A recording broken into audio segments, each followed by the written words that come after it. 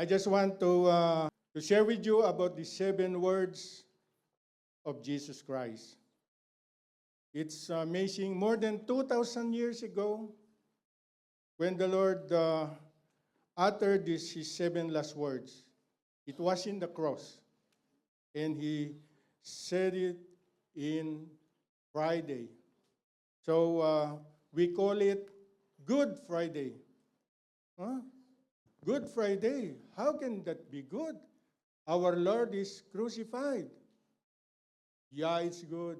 The Lord was crucified, but it has a very, it highlights, it displays a spiritual value.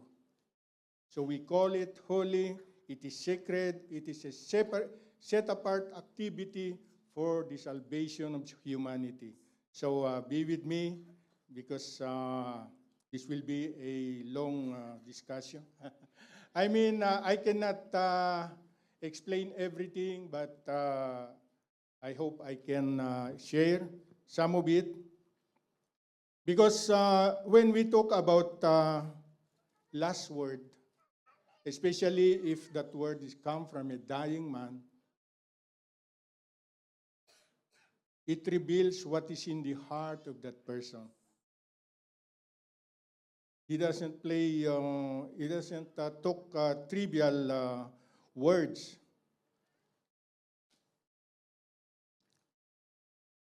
You don't waste time with words. It reveals what is important to a person like Jesus Christ. In his 7 words, we see how much he loved us. Sometimes one time I called, how do you know that Jesus loves you? I asked one time in a Bible study, and one said, because he healed me, because he gave me work. Now I have a job. Oh, I have a good relationship with my family now. Yes, those are all good. Those are the fruit of our relationship with God. But now we are talking about the number one, how God shows his love to us. And that he shows it on Friday in the Calvary when he died on the cross. Amen? Amen. So now the 7 last word of our Lord.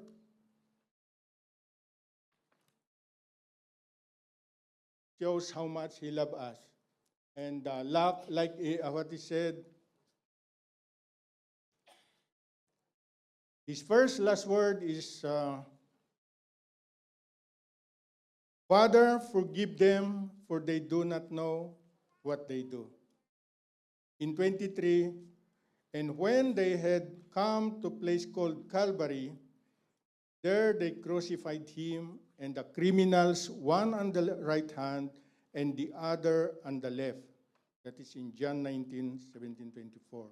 And his first word was, Father, forgive them, for they do not know what they do. So we see in Jesus Christ, in the midst of pain, he was already crucified. But instead of thinking about himself, he's thinking about others.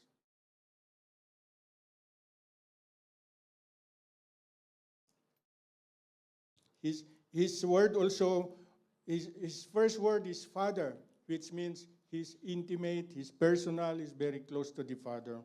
His relationship is very intimate, very close. So he said, they do not know what they are doing. So he is even defending them for God to forgive them. So as we see here, in Matthew 26:59, inside the leading priest and the entire high council were trying to find witnesses who would lie about Jesus so they could put him to death. You see? They do not know what they are doing. They do not know that what they wanted to kill is the Son of God. That's why it's true. They do not know what they are doing. In the council, they tried to look for witness to lie so that they can put him to death. And in Matthew 27:41, the chief priest, along with legal experts and the elders, were making fun of him, saying, "Oh, he saved others, but he can save himself." They were challenging, they were mocking. They did not believe in Jesus Christ. They even put a mark there on top of his head, King of the Jews. But they really do not know that they are killing the Son of God. They did not know that they are fulfilling the scriptures which Moses gave them. They believe in Moses, but they do not understand what Moses was telling them. So also we can see that during that time, in what he mentioned, we can also see that he practiced what he preached. In the Sermon of the Mount, what did he say? In Matthew 5,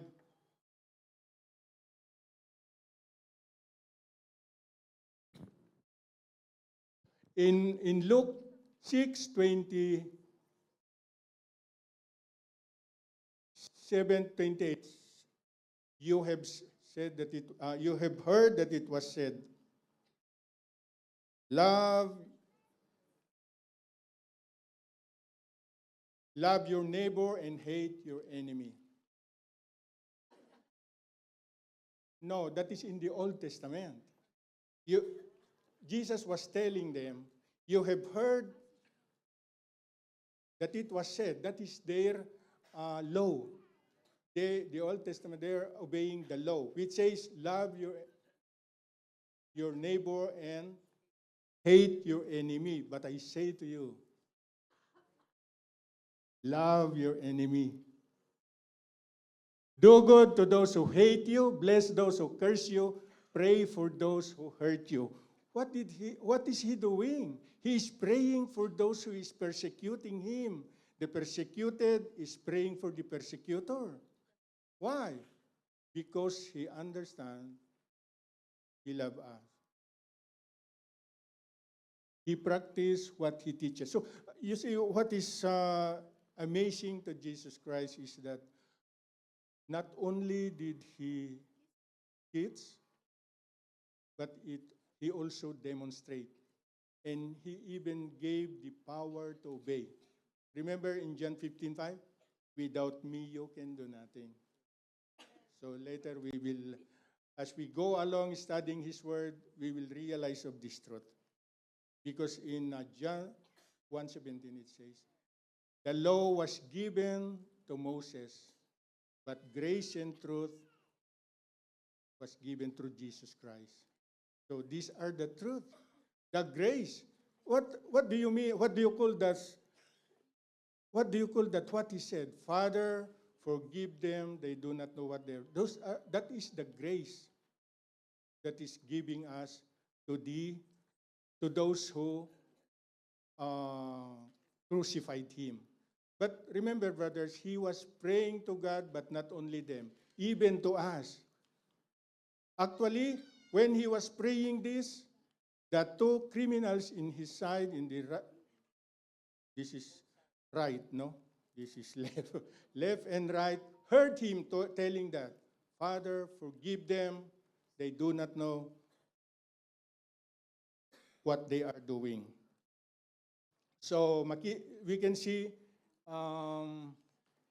it's good that tayong mga Pilipino, we Filipinos are taglis. We can understand dollar. We can expand dollar, so bear with me because we do not have enough so we can have the equipment. But okay, so what we see also is the second word that he said. Okay. The second word that he said is, truly I say to you, you shall be with me in paradise. So,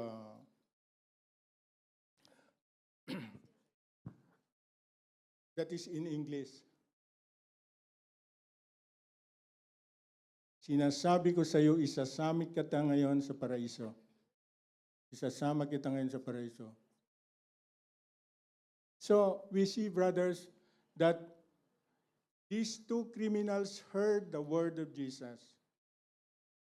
But you see how they responded. They have different response. One of the criminals hanging alongside cursed him. We deserve this.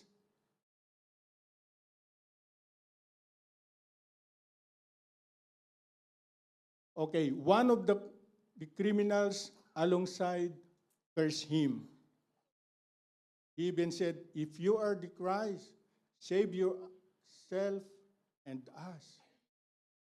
That is the response of one of the criminals. But the other one said, we deserve this, but not him. He did nothing to deserve this. So he recognized that Jesus is innocent, but he admitted, he became humble. His response to the word of God, to Jesus Christ, is that we deserve our punishment. He admitted he is a sinner. They are crucified for their sin. You see the two response of the two criminals.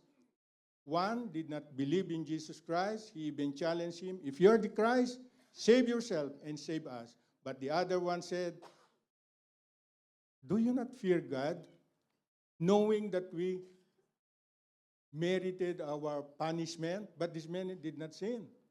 So he said to Jesus, remember me when you enter in your kingdom. He said, don't worry. Today, you will be with me in paradise. So that is the promise of God to everyone who respond like this criminal, who humble himself, admit he is a sinner, and even called, in other translation it said, Lord, remember me. It means Lord is owner. He recognized that Jesus is the king. How? How do you know that he recognized he is a king? Remember me when you enter in your kingdom. He knows, he recognized, he believed that Jesus is king. He is the promised Messiah. Alam niya yung istorya. I think he know the history that when he was a baby, the wise men came and looking for the king, which is Jesus. So, he recognized that he is Lord, he is a king, the anointed king, the promised savior of the Jew, but not only for the Jew.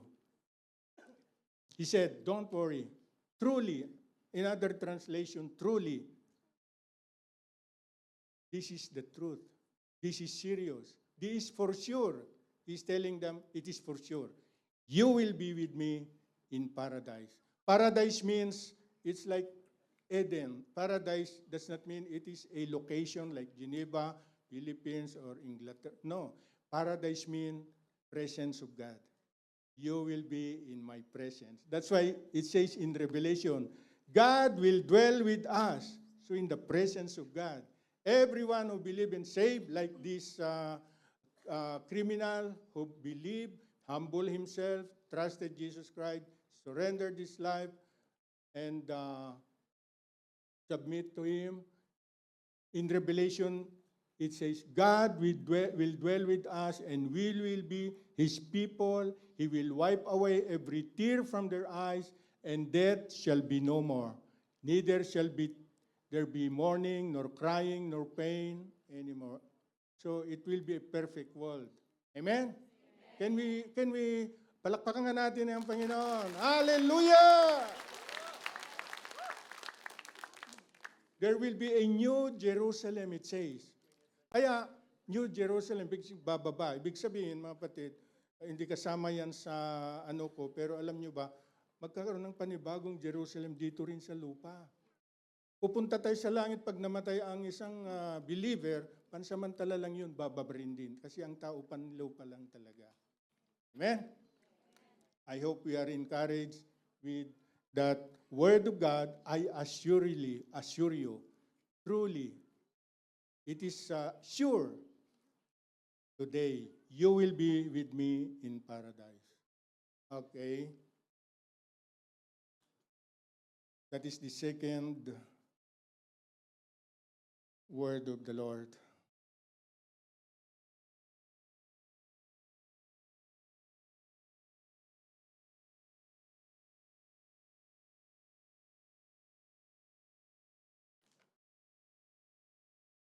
I just want to mention also, I don't want to miss the response of the one of the criminal who was not saved. You know what was his focus? His focus is temporary things in this life on earth. But you see, the other one, he was saved because he's looking for spiritual things. That's why it is important for us to understand that the enemy can use what is our situation today so we cannot submit ourselves, surrender to our Lord. Amen?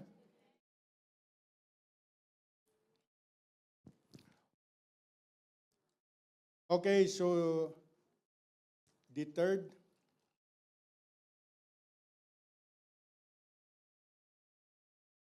word of Jesus Christ is, "Dear woman, here is your son."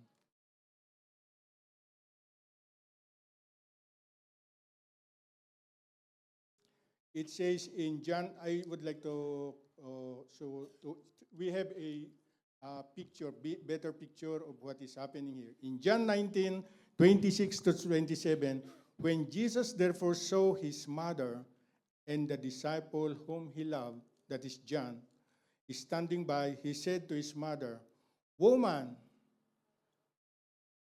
behold your son." Then he said to his disciple, "Behold your mother." And from that hour, that disciple took her to his own house. So, in this brief final tender moment, he formed a new family. He formed a new family, not by blood relation. There is a saying, blood is thicker than water, they said. This obedience is thicker than blood. If we obey God, because I just want us to remember that one time, his mother and his brother and his brothers were looking for Jesus. But then he said, "Who is my mother and my brother and my sister?" These are my brother and sister and sister and brother. Those who do the will of God is my brother and my sister and my mother, he said. So he was introducing a new spiritual family. That's why we are brothers. Palakpakan natin ang Panginoon. Meron pa bang mas maayos na relasyon kaysa yung relasyon natin sa Panginoon? He is our older brother. Ang totoo, sinabi niya sa John 16, "Go tell my brother, I'm going to my God and your God. I'm going to my Father and your Father." So he's introducing, in the arrival of Jesus, he is introducing new covenant relationship. Amen? So, if you obey the Father who said the relationship, a spiritual relationship, is our relationship. Amen?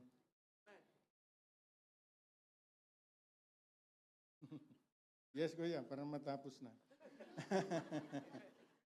Alam nyo, pakinggan nyo, lahat nung nangyayari sa Panginoon dito, nakalagay sa Psalm. Naiprophesy ito. Kaya it says, He is fulfilling the prophecy. Lahat mga sinabi niya. Sinabi niya dito. Yung sinabi ko sa woman, behold your son. Nasa Mark 3:33. Dito sa nakalagay lahat sa hindi kasama yan sa So makita natin mga kapatid na yung new relationship, spiritual relationship na meron tayo sa Panginoon. Kaya nga love your brother, sabi niya, love. Ang nagpapakita, the evidence that you love me if you love your brother. Kaya love one another. Hindi niya sinabing love your blood brother. No. We have a spiritual brother, a new form of brotherhood. Amen? Okay, so the fourth word of Jesus Christ, look, the first three words that he mentioned was about other people, forgiving even forgiving the criminals, and then the love relationship of a family. Amen? But now, in the fourth word that Jesus mentioned is in Matthew 27, verse 46. And in about 9th hour, Jesus cried out with a loud voice, saying, Eli, Eli, lama sabachthani. Naintindihan niyo yun? Ako hindi. Sabi niya, that is, my God, why have you forsaken me? Ito'y matatagpuan. He is fulfilling what is prophesied in Psalm 22, verse 1.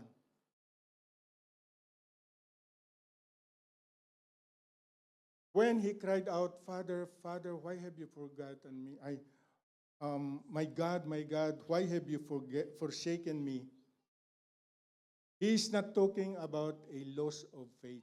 It does not mean that Jesus lost faith in his God.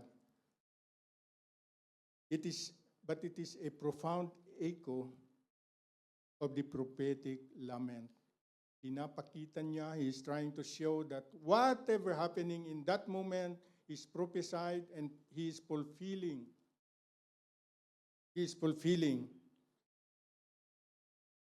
He is a declaration of agony and pain because of what he is experiencing. Being the man who willingly bear the sin of the world. Remember, God is holy. And when God put the sin of the world to him, he cannot be with him. Because God is holy and he have all our sin. So he have to leave him and suffer and die.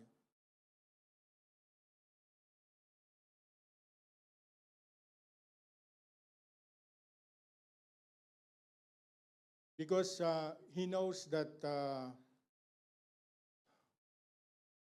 after bearing the separation with the Father and become victorious, so that the humanity, all of us, might be able to restore the relationship of the Father. You know, we do not have relationship with the Father because of what? Adam sinned. They failed, and we inherited those sin, the consequence of that sin, and we bear the wrath of God. That's why he willingly surrendered his life. He willingly obeyed his Father. He sent his Son to die on the cross to pay the penalty of our sins so our relationship will be restored. He will restore our communion with the Father. Amen? It was not the death that burdened him, but it is the weight of humanity which he willingly chose to bear. So I hope we have a clearer and more conviction of this Holy Week we are celebrating.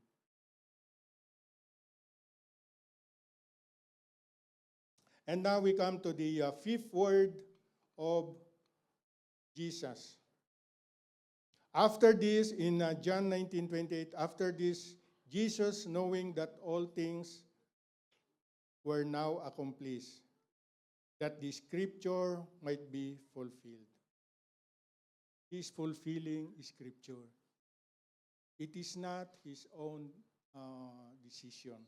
He's fulfilling what is prophesied, and it all happened according to scripture.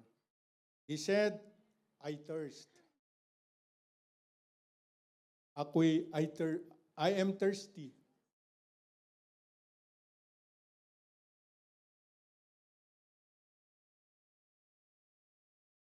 So it symbolizes the heart of God when in Psalm it says, O God, you're my God, I earnestly search for you.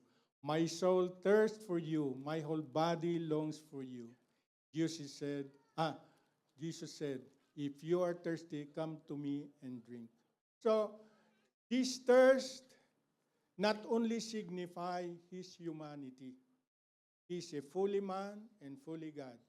We know that in John 1:1, in the beginning is the Word, and the Word was with God, and the Word was God.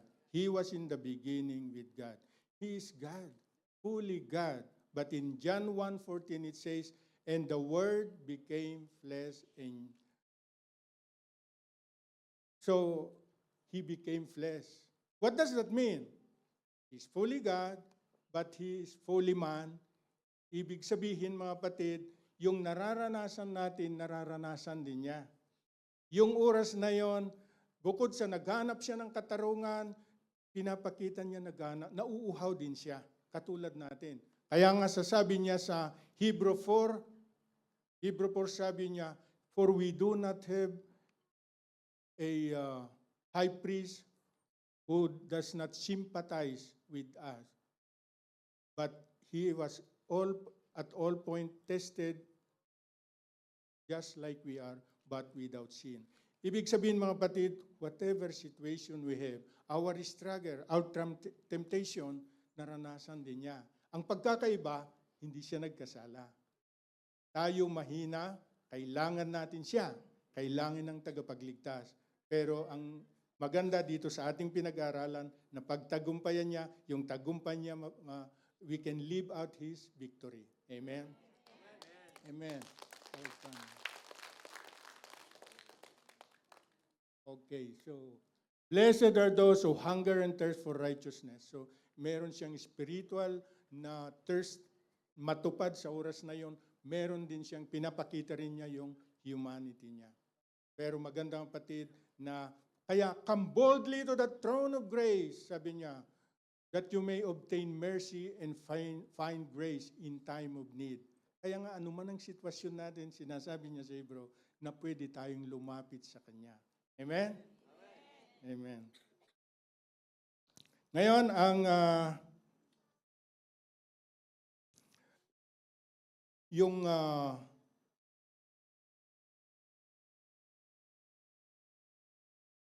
ngayon dito tayo sa 6.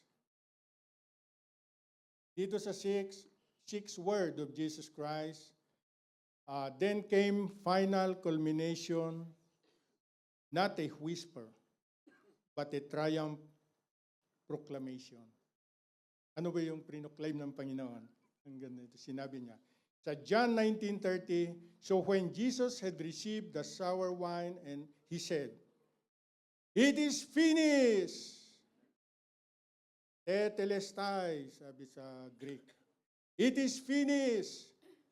Biro nyo, natapos na. Hindi yung paghihirap niya. Pero ibig niyang sabihin mga kapatid, natapos niya lahat yung ipinagagawa ng Ama. Yung tetelestai, Greek word yan, at may mga pagpapaliwanag dyan sa mga nag-aral, na ibig sabihin yon yung sa kumbaga sa commerce, nabayaran na. Nabayaran na yung binili niya. Paid in full. Kumbaga, yung master at saka yung servant, halimbawa, yung employer may pinagawa sa kasama, nagawa na niya, it is finished. Yung trabaho, pinagawa niya. Nagawa na niya. Ganon din sa priest at saka yung sacrificial lamb, big sabihin, tinignan niya na yun ay walang kapintasan, hindi bulag, hindi pilay, malusog. Sabi ng priest, tetelestai. Big sabihin, maganda yung ihinahandog. Tapos yung artist, halimbawa, nagpipintura, pag natapos niya yung pintura niya, natapos na niya yun, kumpleto na. So it points to the Lord Jesus Christ. Kasi siya yung lamb without blemish. Wala siyang kasalanan. Kaya siya naging karapat-dapat na mamatay para bayaran ang kasalanan natin. Sabihin niyo, itaas ko pag ano. So, yun mga kapatid, ipinapakita nun na nabayaran niya yung mga kasalanan natin. Ibig sabihin din na siya'y naging karapat-dapat para bayaran ang kasalanan natin dahil wala siyang kasalanan. Tayo, kahit mamatay tayo, hindi natin kayang bayaran. Kahit anong buti ang gawin natin. Dahil sabi ng salita ng Diyos, yung gawa nating mabuti parang maruming basahan lang. Dahil mula sa makasalanan na tao, katulad ko. Amen? Pero ang Panginoon natupad lahat, yung gusto ng Panginoon na ma-save tayo. Amen?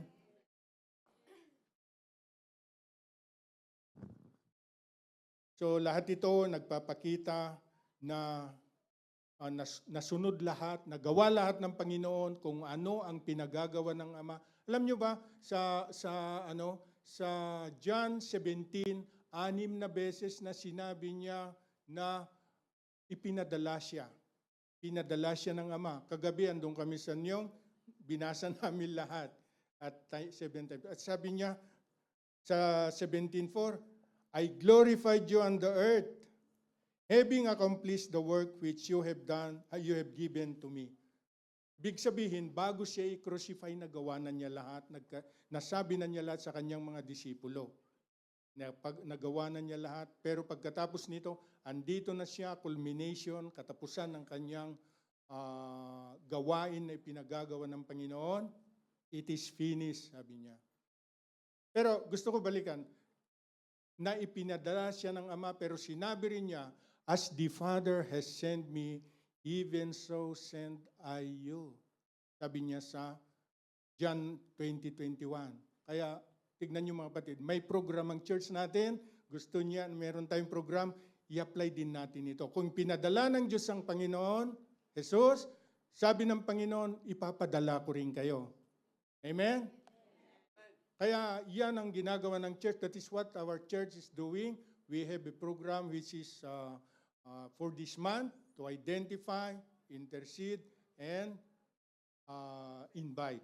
Amen? Isiningit ko yun because I don't want to miss para alam natin na hindi lang, it's only Jesus whom the Father God sent.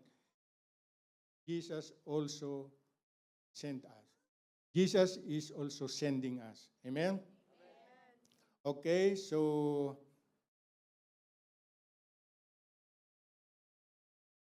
it is finished. So makita natin, Jesus was able to say, it is finished at his early age, 33 and a half years. Imagine, a person of 33 and a half years is able to say, it is finished, nagawa ko ng purpose ko sa buhay. I've done what is the will of God. That's why sometimes if you are advancing in age, that will incriminate you because what have you done, Henry, with your 70 years? I have a story. A pastor was talking to a old man who is about to die. He has a terminal sickness, and he visited him. And oh, how are you? Yeah, I'm fine, and I think I will not. It's my end now. Oh, but you are saved. Did you not receive Jesus as your Savior? Yeah, but I'm ashamed. Shame? But you are saved, yes. Because it says that whatever I give to you, he told us to, he wanted us to prosper with what he has given us. Remember the parable of the kingdom, where a king gave talents to his servants, and when he returned, the one whom he gave 10, he doubled it. And the one whom he gave 5, he doubled it. But the one who has given talent or the ability, time, money, he just keep it in his pocket. He did not do anything to what the king gave him. And the king was very angry and told him to take all what was given to him, and even told him to bundle him and then throw him to the fire.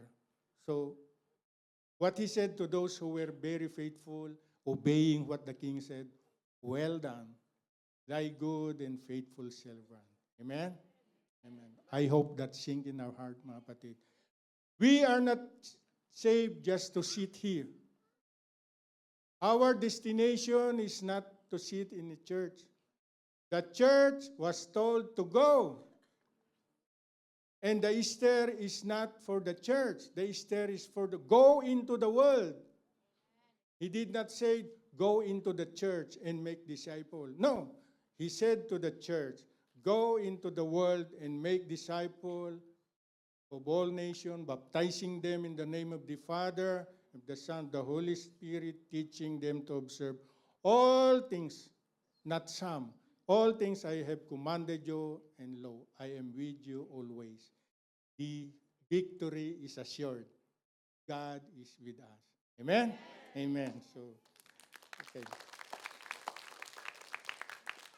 So,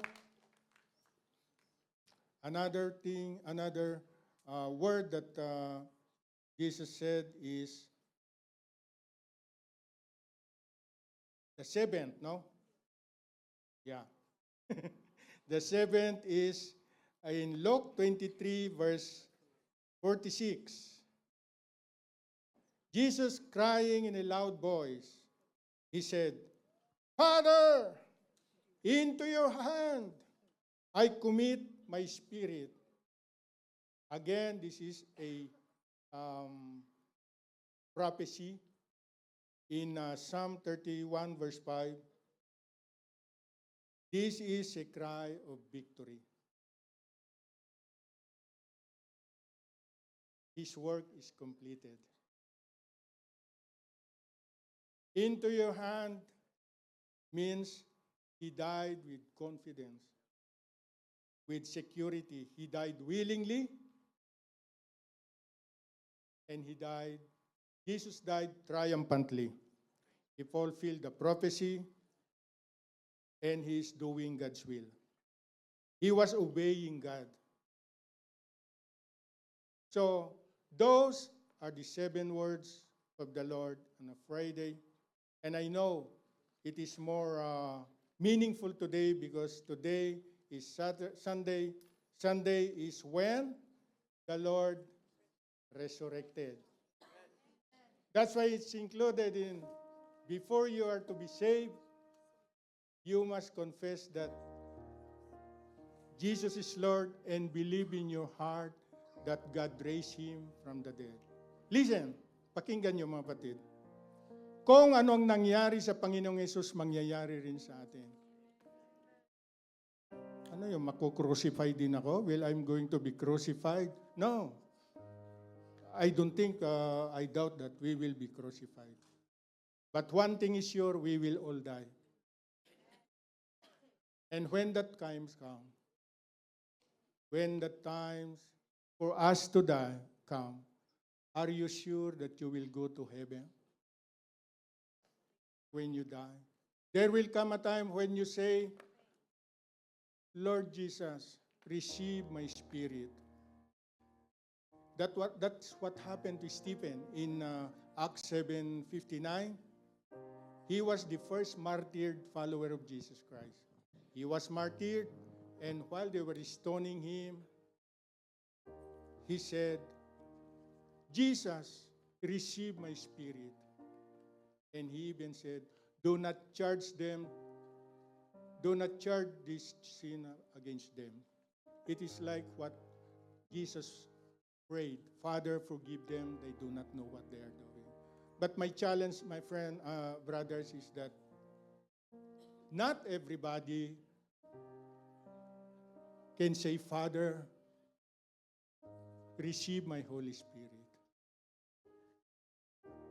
If you are a follower of Jesus Christ, if you believe that Jesus died on the cross for you, if you humbly accept that you are a sinner, you need forgiveness of your sin,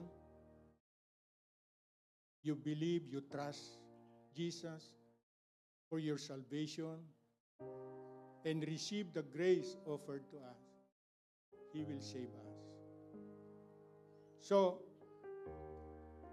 as we contemplate, as we meditate on the last word of Jesus Christ, I want to give you an opportunity that if some of you has not yet accepted Jesus as your Lord and Savior, this is the opportunity, because it says, if you confess with your mouth that Jesus is Lord and believe in your heart that God raised him from the dead, you will be saved. He also says that if you confess your sin, He is faithful and just to forgive us and cleanse us from all unrighteousness. Those are His promises. He even said that whoever calls on the name of the Lord shall be saved. So, if you haven't done this commitment, if you haven't confessed your faith and repentance, asking for forgiveness, then I don't want you to leave this place without doing it. You see, the criminal did not go to Geneva Christian Center. He was not baptized. He was not able to do good works. But when he heard the grace of God, when he heard the prayer of Jesus praying for our forgiveness, Jesus said, forgive them, they do not know what they did. He knows our life. He knows what is happening to us. He knows there is no secret with God. What He only asks us to do is to be sincere, to humbly recognize that we are a sinner in need of forgiveness. We need the forgiveness of God. So if any of you wanted to receive the free, it is a free gift. We don't have to work for it. We don't have to do something. Just obey His word when He said, humble yourself, repent, turn away from your sin, change your thinking, believe in Jesus Christ, believe what He did on the cross, and believe that God raised Him from the dead. That's why we are singing. The Lord is risen. He is alive. That's why our crosses, He is not there. He did not remain on the cross. He was transported back to heaven to His Father, and He is seated in the right hand of God. And so I want you that if any of you haven't done this sinner's prayer, they call, because it is very important and very simple. If you confess with your mouth that Jesus is Lord and believe in your heart that God raised Him from the dead, you will be saved. So, may I know if anybody wanted to decide to accept this offer of free gift of salvation with the offer of eternal life? Will you raise your hand? If you're willing to do it right now, I can help you. I can lead you in a prayer of acceptance. Will you raise your hand of any of you who haven't done this yet? Meron ba? Pwede pakitaas mga kapatid. Huwag kayong mahiya. Ang sabi ng Panginoon, pag kinahiya ninyo ako at ang aking salita, ikahihiya ko rin kayo. Kaya huwag natin ikahiya ang Panginoon. Huwag natin ikahiya. Ikakahiya ko rin kayo, sabi niya. So, ito ang opportunity na binibigay niya. Naintindihan natin kung anong ginawa ng Panginoon. He died on the cross for us to be forgiven. And now He is offering a free gift of eternal life. Will you raise up your hand? Remain raising your hand, please. Meron ba? Oh, thank you, Lord. Okay. So, pwede ba lahat yung nagtaas ng kamay, pwede ba tumayo tayo mga kapatid? Huwag tayong mahiya. Sabi ng salita ng Diyos na kung merong isa na naligtas, nagsasaya sa langit, even yung mga anghel, sa presence ng God. Amen? Gusto nyo bang maging masaya ang Panginoon? Lahat tayo nagsimula sa ganon. Kaya tumayo tayo mga kapatid. Pwede ba tumayo tayo kung sino yung nagtayo ng kamay? We can do it right now.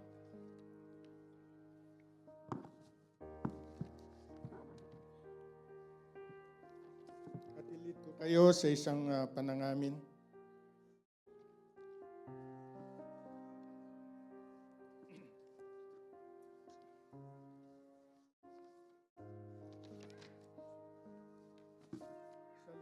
Okay, so pwede ba na mag-pray ako. Salamat Lord sa iyong presensya sa hapong ito. Salamat sa iyong salita at sa oras na ito, Panginoon. Mga kapatid ko nagdesisyon. They decided to surrender their life. They admit they are a sinner in need of your forgiveness and to accept you as Lord and Savior. And they want to declare that they trust in you and believe that you rose again from the dead. So, so you just repeat after me.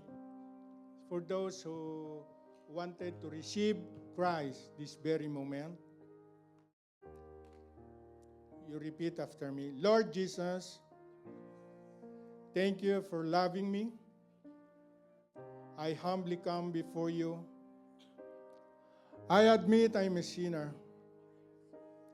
I accept your free gift of forgiveness. I now receive you as my Lord and Savior. I believe you died on the cross for my sin and rose again from the dead. Help me not to be ashamed of you and your word. Come into my life and change me. Thank you for loving me. Thank you for your gift of eternal life. In your name I pray. Amen. Amen. Palakpakan natin ang Panginoon. Salamat, Panginoon. Okay, mga kapatid, sabi ng kanyang salita, whoever calls on the name of the Lord shall be delivered. And in no likewise, hindi mapapahiya. So ibig sabihin, there is an assurance. Mga kapatid, as we heard the 7 words of Jesus Christ, Tapos Sunday, culmination, na-revive siya. Yan ang nagpapakita, nabuhay siya muli, na yung kapangyarihan na bumuhay sa kanya, yan ang assurance, bubuhayin din tayo. Amen? Okay, pwede ba tumayo tayo at palakpakan natin ang Panginoon? Thank you, Lord. Salamat, Panginoon. Salamat sa pag-ibig mo. Salamat sa opportunity na tanggapin ka ng mga kapatid upang sumunod sa kalooban mo. Salamat sa buhay na walang hanggan. At mula ngayon, Lord, tulungan mo kami na mamuhay ayon sa kalooban mo. Thank you, Lord. In Jesus' name, amen.